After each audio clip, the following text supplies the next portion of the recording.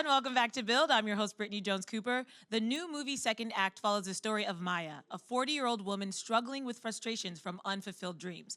That is until she gets the chance to prove to Madison Avenue that street smarts are as valuable as book smarts. Today, I'll be joined by actor Milo Ventimiglia as well as director Peter Segal. But first, let's check out the trailer. You need to wear anything other than that. You look like Mrs. Doubtfire. Wow, this is my office? They gave you an apartment and credit cards. I'm gonna take these off your hand. Don't you dare. And I'm gonna take these coasters. Yo, baby pop, You're gonna come clean, right? I can do this. Is that Maya Vargas? These are my friends from Norton. Warren. We did some time in the Peace Corps together. We save whales. Push it real good. Don't confuse this Facebook thing with who you really are. I really admire you. You're kind of who I want to be when I grow up. You were always good enough. You're the only one that ever doubted it. We're looking at a new Chinese distributor. The only employee we have who speaks Mandarin is me. I got an idea. Our cat's veterinarian speaks Mandarin. We would love to schedule a tour for you. But we have to wait for the deal to be closed. 我觉得他非常自大。哦，要挤他肛门腺了。要挤他的肛门腺。I like her. Everyone give it up for Milo and Peter.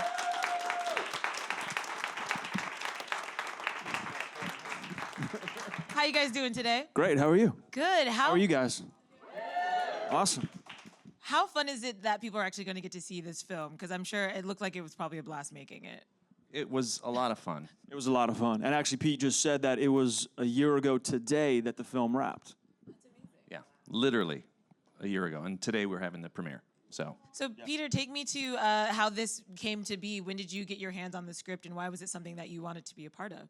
I actually was on my way to Germany to do another movie, and I stopped in New York to meet with Jen about this movie that might happen within the next year.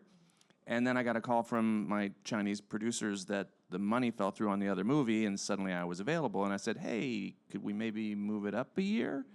And her schedule, I mean, because literally Jennifer is the busiest person on the planet, and she was balancing Vegas with 2 TV shows and everything else, and it worked out that she could move it up, and so we did. And let's talk about the casting, because I think that's one of the sweet spots in this movie is that just the chemistry feels so real and organic. So what was that like, picking these people to work together? Well, he knows the story that Jen was like jonesing for some Milo. So he would, and she said, well, what do I think about that? I said, well, we'd be lucky to get him, you know, but he's like... I just felt like I was the last person on the list, meaning like they like went through the entire list, and then all of a sudden you get to Ventimiglia, you're like, okay. No. That can't be true. Not true, not true. So between him being like her favorite male star, period, and then her best friend, Leah Remini, it was actually kind of an easy casting process. It was just putting all of her favorite people in the movie. And Milo, let's talk about you and Jennifer, because rumor has it around Build that you guys actually met here, possibly for the first time. Yeah, that's actually very, very true. I was kind of trying to, I mean, listen, I've been a huge fan of Jennifer's forever. And I was trying to casually position myself in my waiting room, in my green room, next to her and Ray Liotta's respective rooms. And the TV was on the wall, kind of tucked behind me. And so I was trying to like make it look like I was watching what was going on the TV, but really I'm standing so awkwardly in the doorway so that when she walked past, I could just stop and introduce, or I could introduce myself. And she'd finished up her talk with Ray and stepped back, and she walked past, and I just kind of stood there and looked her way and smiled, and she said, I love your show, baby, and just kept walking. But yeah, then we actually spoke, and she said that she'd watched the show, and she and her sister would watch it on the road and whatever, and had a nice conversation. But yeah, the first time we actually met was in this building here. Guys, this is where dreams happen. We make dreams come true. You here never know who you're gonna meet when you're here. So Second Act for you is just a fun rom-com turn. Why was this a project that you thought, like, yes, let's do this? Again, Jennifer, you know, I'm a fan, and when you have one great artist asking you to come be a part of a piece that you get to work with a director that you've admired, and on a story that you believe in and believe that it's the right time to tell a story like this, that we can kind of like bust through the the glass ceiling that maybe we're bumping our heads against, and people think that we this is what our life is, but we see something better on the other side of it. It just felt like the right time to join a film like this. And it was such a refreshing story because it gets put in that rom-com category, but it's really about a woman falling in love with herself and finding strength, and it's about personal development. And then love is a bonus part of that story. But for me, watching it, it was so refreshing to see that it was really about this woman falling in love with herself and finding her own strength. And they're really not making movies like this today. And I do have to give credit to STX, the studio that we're working for. This kind of harkens back to a Mike Nichols kind of movie. And obviously there's some similar DNA to Working Girl. But the nice thing about this story is that there's a twist that we can't really talk about, but that really does set it apart. But as Milo was saying, you know, timing is everything. And this, you know, coming at a time right now, you know, I'm in a house filled with women, and my daughters were saying, you know, Dad, this is a good time to tell this story.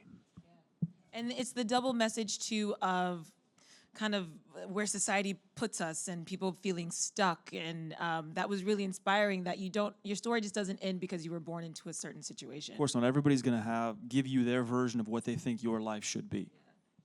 But really, you know, these are all our individual lives, and if you want something, go out and get it. And that, you know, we all make mistakes, but that we're the sum of the good things that happen to us and the bad. We need both those. That's the cocktail that makes us, you know, where we're supposed to be. Yeah. And then it's also just never too late to try new things, and then also to make amends for or to correct some of those past without giving too much. Oh, man, I know. You guys are like, wait, can I just see the movie right now? I was like starting to go into it, and I was like, yeah, I'm about to spoil all of it. I have to backtrack.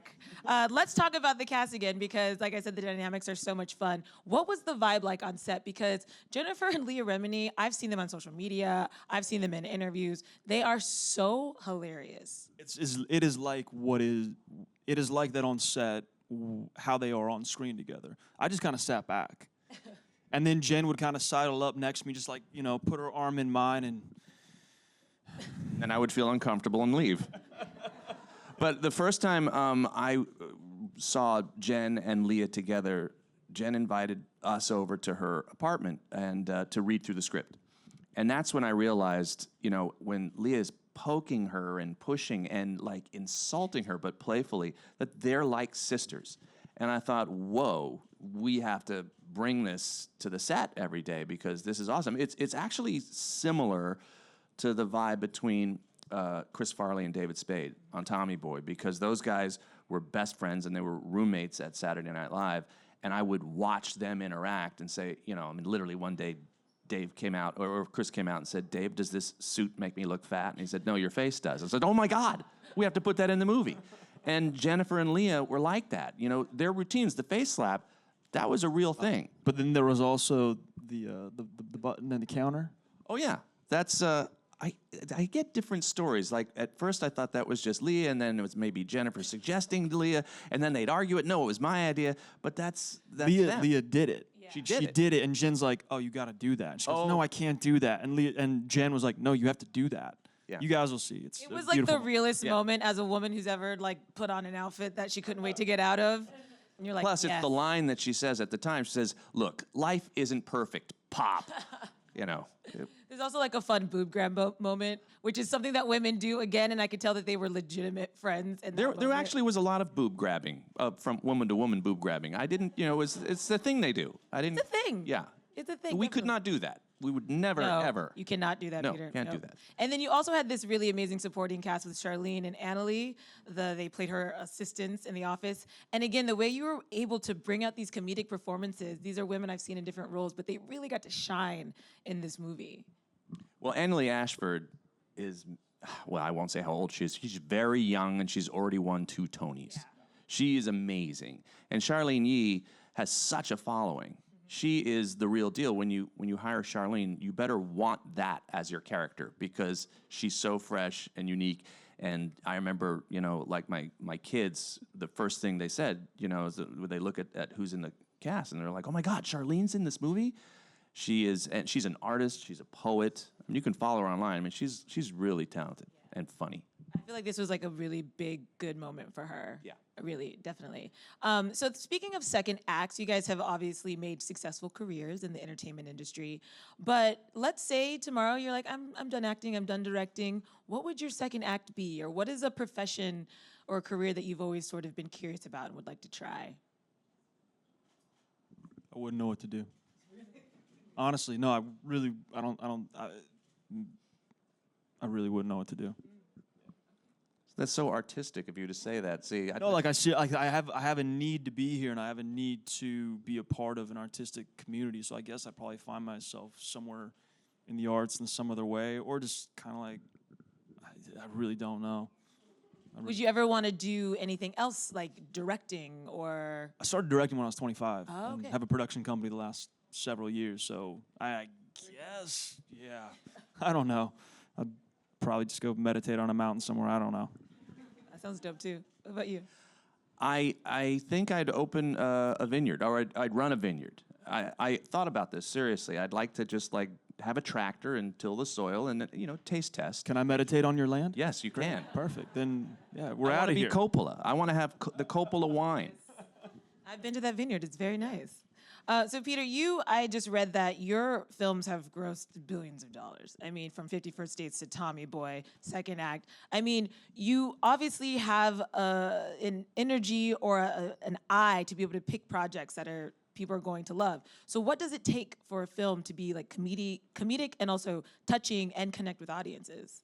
Well, I started out doing joke book comedy, which was Naked Gun. That's all about the next laugh.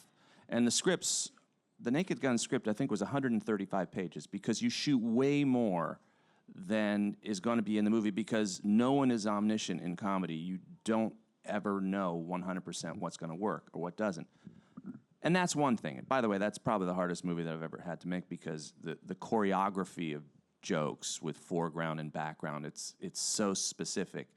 But what I learned on my second film, Tommy Boy, is when you have more of a story and the audience is invested in the characters and they have an arc and there's some heart to it, that those seem to resonate more and last longer. And so that is what I've been drawn to. And Preston Sturgis with Sullivan's Travels was always a great example of, the kind of movie that you think you should make as a filmmaker that's important.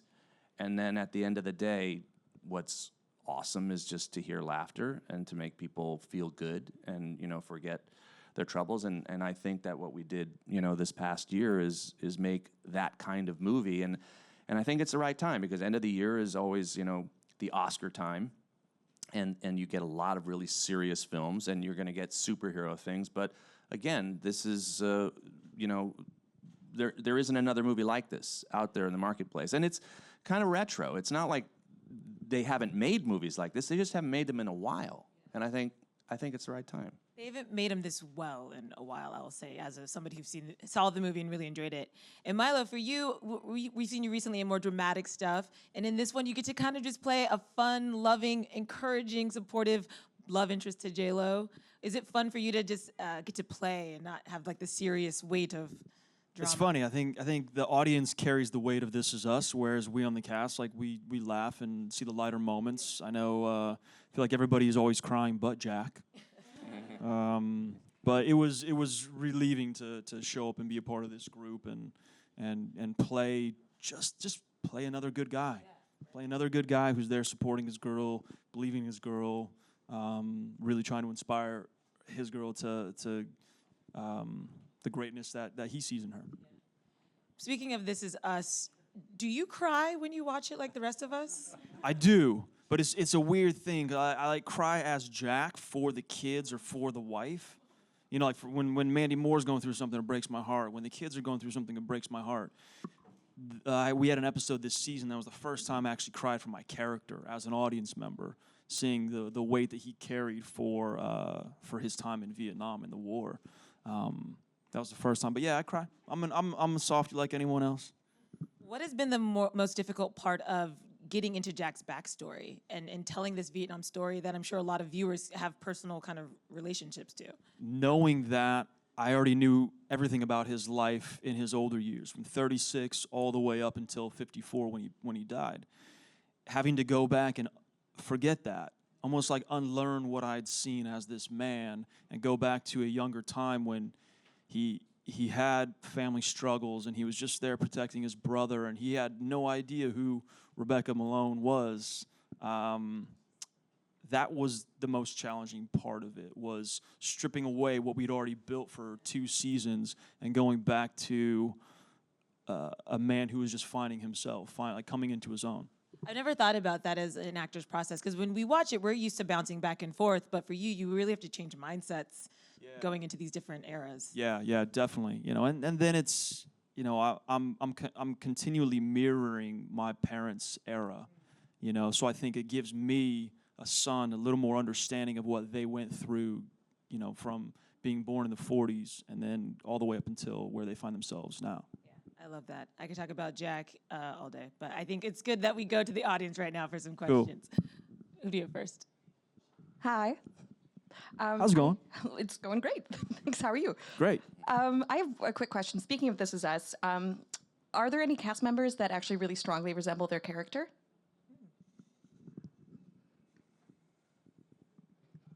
I feel there has to be a note, you know, that all of these actors share with their characters.